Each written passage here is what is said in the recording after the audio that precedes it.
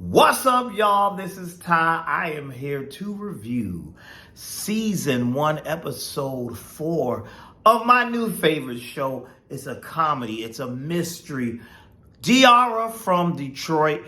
It is streaming. It's only 8 episodes, guys, and it's streaming on BETPlus, starring Diarra Kilpatrick as Diarra, a school teacher who's in the middle of a divorce, who goes on a date with a guy who then the date goes well, then he ghosts her, and then only for her to believe that he really didn't ghost her because something else is going on, and she's correct. He's actually missing. He's been snatched. And then we find out this is not the first time he's been snatched. Many, many years ago, about 20-something years ago, 20, 30 years ago, he was snatched as a little boy. He's that same missing boy. So when she met him, his name was Chris. She went on a date with Chris. Chris disappears. She finds out, she puts 2 and 2 together and finds out that Chris may be Deontay, the missing boy from back in the 90s. So she's trying to figure out what happened to him. So really funny scene. Like I said, the show is so hilarious. She has her friends, Moni, Aja, and Mr. T. They're at her house, you know, because she has this bag of Deontay / Chris. They have his bag of his items, and they're trying to put clues together, and then they just put things together. And it was just hilarious.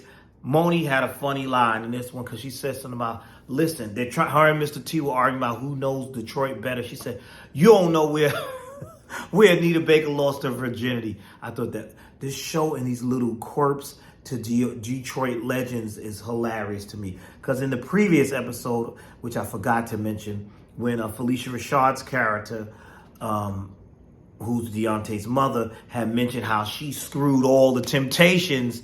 I like those little references to Detroit legends. You know, that's cool. Really cool. So anyway, they decide and put 2 and 2 together that the new suspect now is Deontay's old basketball coach, who is played by another Detroit legend, John Sally. And I thought that was hilarious. And so now she's going to go and investigate him. And I'm like, this is hilarious because she's not a detective. None of them are detectives. What are y'all doing? Why are y'all trying to do this stuff? And that just makes it so funny to me. So now she don't have any money, but what she decides to do, you know, she's going through this divorce. She meets up with her husband, Sway, or soon-to-be ex-husband, Swa, played by who? Morris Chestnut.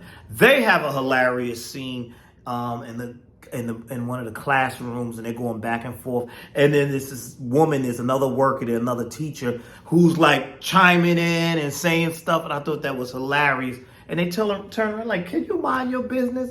And then it was just banter back and forth where, you know, she tells him something about these bad suits that he's wearing, this, that, and the third. But he agrees to give her some money. When she mentions his bad suits, he says, your mama gave me this suit. And the lady, she all in the background listening. And they was like, mind your business. And when she leaves, she says that she's on Swa's side. And then that's when Diarra says something like, you low standardized test having ass, because you know they're teachers, so that's how you insult a teacher. You know? But I thought that was funny. So she has this money. So now she decides she's gonna go confront the coach at a poker game. She don't know how to play poker. It's just funny. But then when you see the 3 of them going to this place to go into this place where all the gangsters go and go in here and play poker. It's this barbershop. And I'm like, why are they going in the barbershop? But the game is below the barbershop, like in the basement, like it's kind of a hidden place. So this is not a place. This is a place for high profile and tough people. This is not a place for someone like Diarra. But she's down there. They're down there nonetheless. They come up with an idea how to get her in this game, how to get her in there. She ends up drugging one of the guys, puts him to sleep, and she takes his place. She gets in there, sits down. She's throwing insults. Now, she's used her life savings just to play this game, because this is for the high rollers. This is for the big deals. But she does have that check from Swa. So she's in here talking smack. And I'm like, what makes her think that talking smack like this is a good idea? I don't know, but it was so funny. And I'm like, I love how this show just keeps you it reminds you of those old shows. It has the quirkiness and that whole mystery thing. This was definitely something we needed. Those light-hearted mysteries. Such a funny show.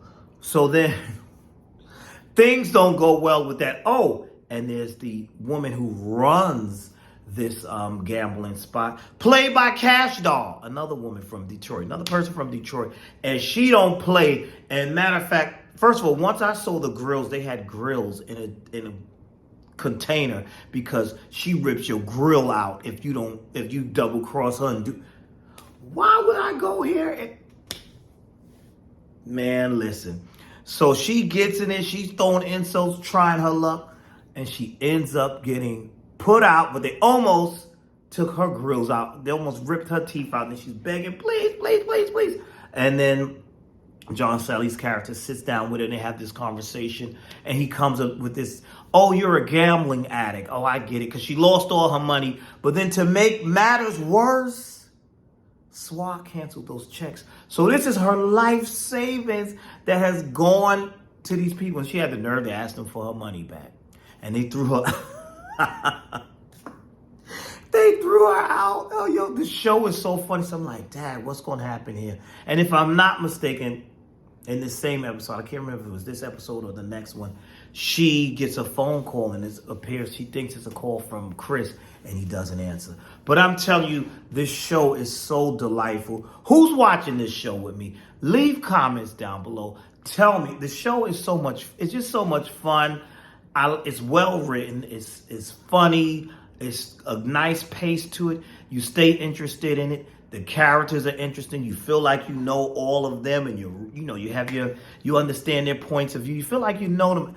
Like I always said, it reminds me of like Insecure meets Murder, She Wrote, or something like that. It's like it's really cool. I like it. So that's it for now. Thank you for watching. I'm curious.